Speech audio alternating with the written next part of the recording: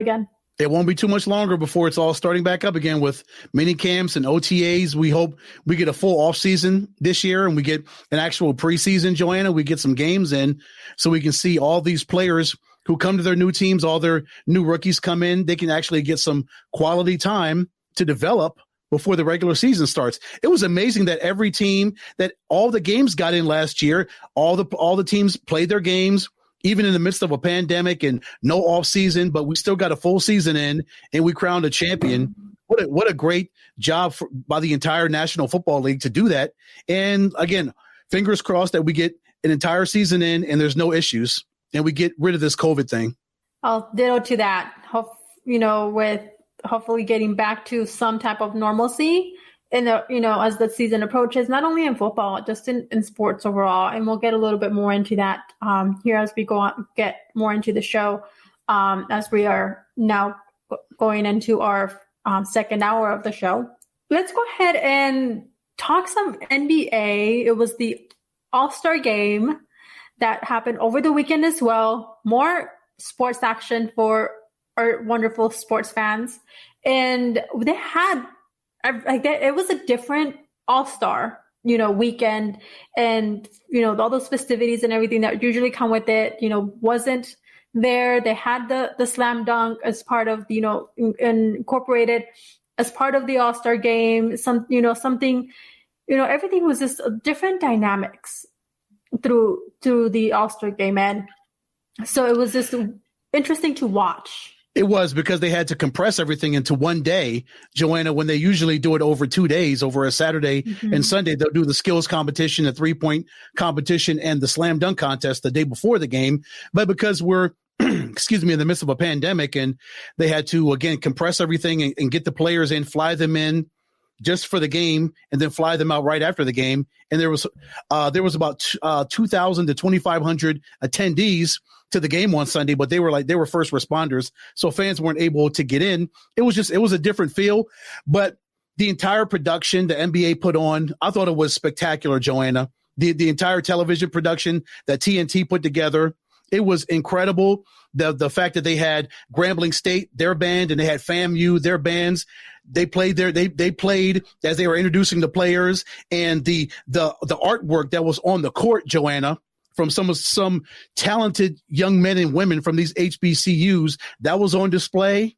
And I think it was an absolutely perfect event, honestly. And it was an incredible game. It was thrilling. There was so many threes put up. The game ended on Dame time. He hits a half court shot to get .170. And the best part about it is they raised so much money for HBCUs, Johanna.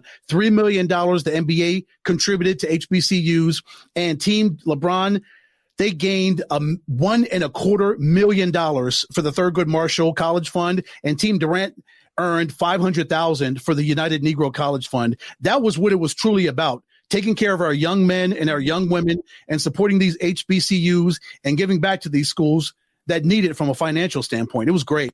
Yes, that's one of the things that I did really like, the take that the NBA did for the All-Star game.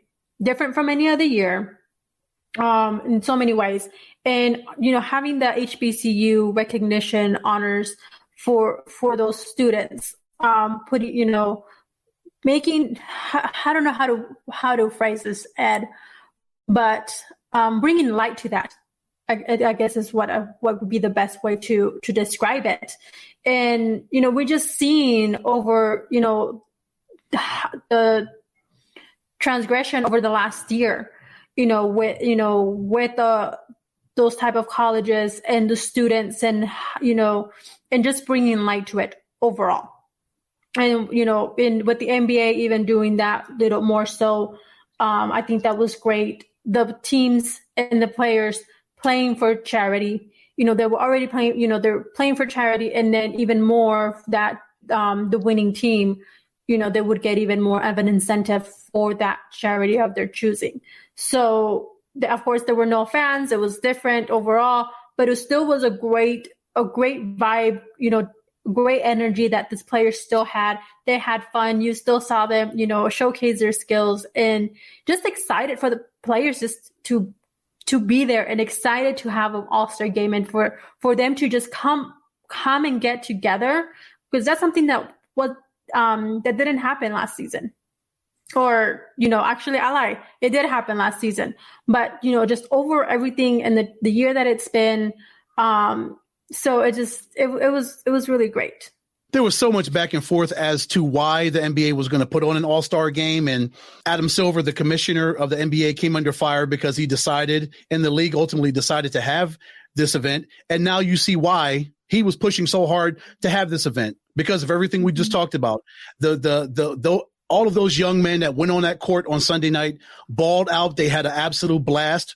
And like you said, Johanna, they were playing for something that was bigger than them. Every quarter, well, Team LeBron won 3 of the quarters, so they got $450,000 toward the Thurgood Marshall College Fund, and Team Durant won that last quarter, the fourth quarter. But all that money we just talked about that are going back to the HBCUs and all these college funds to help our young men and young women and these HBCUs that are in dire financial need of these donations.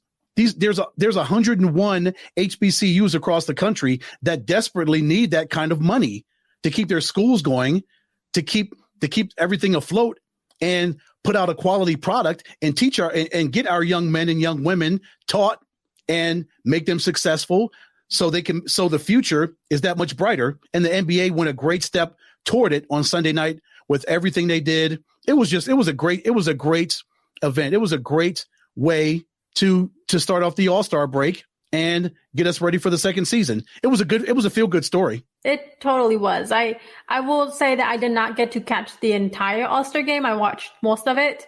But for that from what I did see it was different, and for the cause of what they played for, made it even more special. Yes. So. And I think the players really, of course they understood that what they were playing for. They weren't just there just to take a little bit of a break and just have some fun they usually can't have during the regular season. All that stuff they did on Sunday night, Johanna, you don't see that in the regular season games. So for all those guys to be able to get loose, and Giannis went absolutely perfect from the field, and he got the All-Star MVP. Again, Dame Lillard and Steph Curry are trading half-court shots, Johanna, it's unbelievable. They're hitting nothing but net when they're throwing up these half-court shots. And Chris Paul had 16 assists last night. He is the all-time all-star leader in assists because of what he did last night, representing the Phoenix Suns so well. And it's unfortunate that Devin Booker couldn't play because he suffered that knee injury. It was great. Other than that, it was a lot of fun. I watched from beginning to end, Johanna. I didn't miss a single second of it. I watched all the skills events that led up to it. Steph Curry had a battle with Mike Conley for the 3-point championship, and Steph Curry had to nail every single ball in his last rack to beat Mike Conley, and he did. It was unbelievable, Johanna. And then they had a great slam dunk contest. Again, it was a perfect event. I had so much fun watching it. I was yelling at my TV so much, Johanna, you probably would have swore I was at State Farm Arena in Atlanta yelling at these kids because it was so exciting. That's how much I was into it. It was an incredible experience. I had so much fun sitting on my couch out there and just having a ball. Yeah, no, I can only imagine. Probably, that's me when I'm watching my sports, or we'll get into that later when I'm watching my Bulldogs play, which watching Gonzaga, yeah, Gonzaga. So, yeah. So I actually did record it, so I can go ahead and actually go back and watch it with calm and actually enjoy it. To what it's really meant to be. So you really should, Johanna, because outside of the game, just again, the presentation that TNT and the NBA put on was second to none. It was absolutely incredible. Again, with the bands, and then the Clark Atlanta Philharmonic did the Black National Anthem, Lift Every Voice and Sing. It was so impeccably done. From a presentation standpoint, it was stellar. And of course, the quality, the product on the court was great too. So you really should sit down and watch and just fast forward through the commercials because you were in for a treat. Yeah. So I did watch some of it. I just didn't get to watch the entirety of the All-Star game. So I did got to see some of their skills and the slam dunk contest and all of that, it's crazy. Yeah, definitely be going back and just, it's just good to have, even if, just to go back and watch. There's nothing on TV. You want a little, sports action, whatever, that's always something good to put back on as well and watch, yes. And then also over the weekend, we have some news as well with Blake Griffin. He is now a Brooklyn Net, Ed. So that's the big news that, that dropped, the big, highlight of the weekend, in addition to the All-Star game as well. So he leaves the Pistons and signs with the Nets for the rest of the season. So what does this mean for the Nets, Ed? Oh my gosh, if you're thinking, that the Nets cannot get better, well, think again, right? Yes, they just did. It just means that Brooklyn's all in for obviously winning a championship. And once Kevin Durant comes back and they get the big three together, well, I guess now you could say the big four. Now that you add Blake Griffin, sure to be Hall of Famer when his career is over, with all the 8 great years he had with the Los Angeles Clippers. And his first year in Detroit, he was an all-star. He had a great first year in Detroit before injuries kind of derailed his career and really shortened what he was able to do in Detroit. And then Detroit was in rebuild mode, Johanna. So they're trying to rebuild with their young players, which kind of pushed Blake out of the equation, right? Because they're trying to rebuild, and Blake doesn't want to be on a rebuilding program. He wants to be with a team like the Brooklyn Nets, a team where he can actually contend for a championship with, because, he's not getting any younger. He's on the tail end of his career. The injuries, unfortunately, have really shortened his ability to be as effective as he was in LA and that first year in Detroit. But they'll find a way. Steve Nash will find a way for Blake Griffin and work him into this system, because he's still a viable option, and he'll be really good for them from a veteran standpoint, and just another really solid guy on their roster. Yeah, and then this all comes as a result of a buyout with Detroit. So all of this happened on Friday, and so he gave back over $13 million, so that way he can secure his free agency. Because he was owed about $75 million this season, for the rest of this season and next season for the Detroit Pistons, and there's no way they were going to pay that.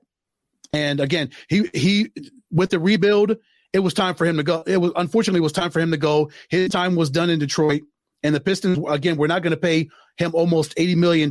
So they made that deal and got the buyout. Again, as you said, he gave back $13 million to the Pistons, and the Brooklyn Nets signed him to a mid-level exception, because the Nets are already way over the luxury tax as far as the luxury tax apron goes. So they were only allowed to give him a mid-level exception of about a little over $5 million. But Blake's got money. If he invested his money right, Blake's good money-wise. He's all about a championship. He wants to hoist that Larry O'Brien trophy, and he wants that jewelry on his finger. Oh, definitely. And this is one of the times that the Nets are even closer in having the best chance right now to possibly, have an opportunity to get into winning a championship, getting into the NBA Finals, because we all know that they're going to definitely be in the playoffs. And he just makes the Brooklyn Nets, stronger. He's going to have a role with supporting Kevin Durant, James Harden, and Kyrie Irving, excuse me. So, yes, he struggled with his injuries, but, Griffin was definitely, wants to be part of a contending team. He wants to go out and, be with a team that's going to be able to go ahead and bring that trophy home at the end of the season, something that he really hasn't been too much of a part of since he was with the Clippers, which, he had, it was a different situation scenario there. But, this puts him even in a better place, and maybe even elevate his career even with joining the Nets and being such as of a power force team. Oh, yeah, absolutely. And as many bodies as they can throw at the Philadelphia 76ers, if those two meet in the Eastern Conference Finals, they're going to have some bodies to go up against, and notice I say bodies, Johanna, you've got to have as many guys as possible to go up against Joel Embiid, because that guy is an absolute monster. And if you have nobody